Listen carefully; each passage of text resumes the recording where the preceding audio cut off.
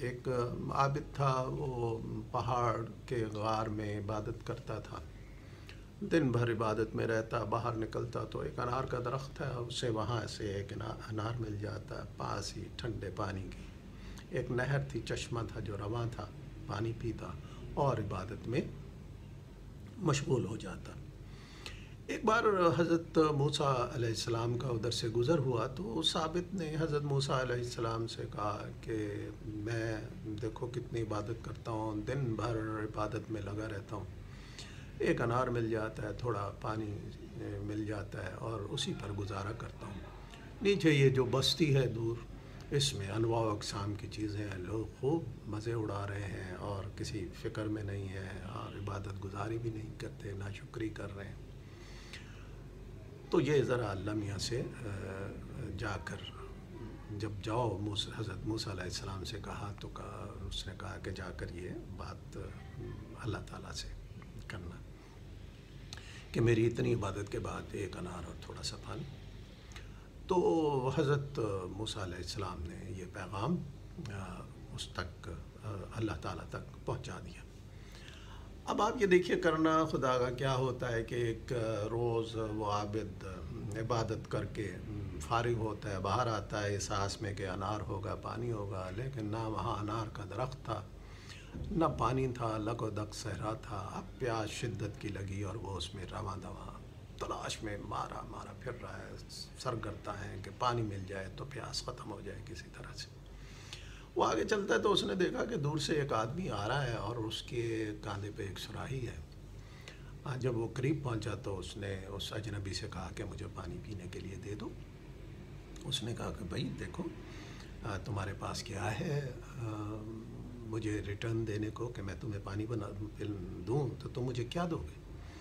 اس نے کہا میرے پاس تو کچھ نہیں، میں تو عبادت ہی کرتا رہا ہوں، اتنے سال میں نے عبادت اللہ کی ہے۔ تو اس نے کہا ٹھیک ہے، آدھی عبادت مجھے دے دو، ایک گلاس پانی لے لو۔ عابد نے کہا ٹھیک ہے، تو اس نے ایک گلاس پانی دیا۔ عابد نے کہا کہ میری آدھی عبادت تمہارے نام۔ وہ پانی پی کے پھر کچھ لمحوں کے بعد اسے پھر پیاس لگی، اس نے پھر اس اجنبی سے کہا کہ مجھے ایک گلاس اور پانی دے دو بھائی۔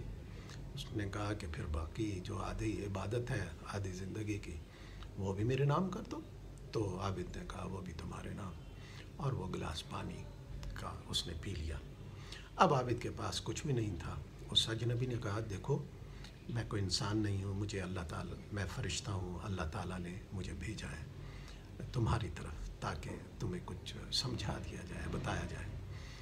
اس نے یہ کہا کہ دیکھو تم نے جو عبادت کی اس کی قیمت صرف 2 گلاس پانی، صرف 2 گلاس پانی، اور اس پر تم اتراتے ہو۔ تو کہتے ہیں کہ عابد کو بڑی شرمندگی ہوئی، وہ فرشتہ تو غائب ہو گیا، ایسے شرمندگی ہوئی، اور اس نے اللہ کا شکر ادا کیا یقیناً کہ تیرا بڑا احسان ہے، میں سمجھتا نہیں تھا اور اب مجھے عقل آئی۔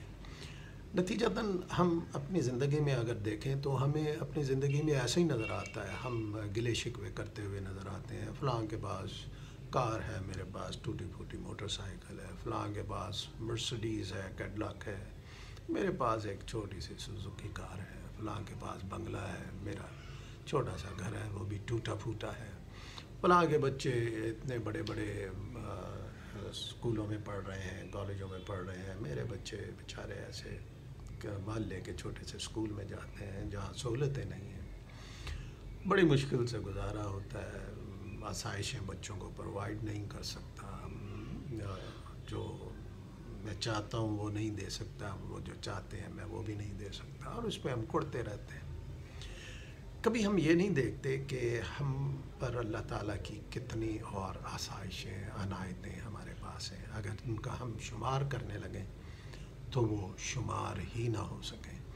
بلکہ میں نے یہ پڑھا ہے کہ آپ جو شکر ادا کرتے ہیں پروردگار کا، یہ شکر کی جو نعمت ہے، توفیق ہے، یہ بھی پروردگار نے دی، اور اس شکر ادا کرنے کا بھی ہمیں شکر ادا کرنا چاہیے۔